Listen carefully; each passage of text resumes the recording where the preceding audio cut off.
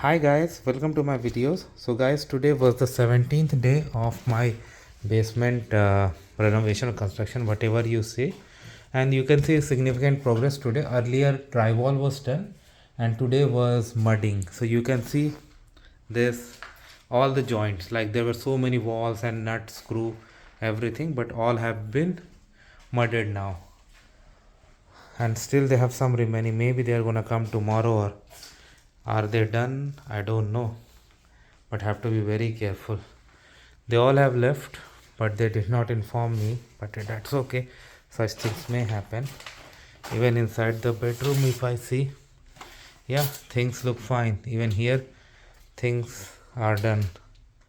That's good, no problem. Okay, wow, that's amazing. Even here inside the washroom, they have completed the mudding work.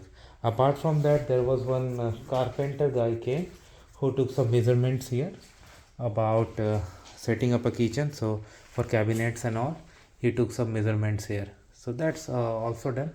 Of course, I'm not gonna touch this because I really don't know. And what they have used: drywall, compound, compose, and joints. Wow, this doesn't look like something I'm gonna touch. Yeah, they have left some here.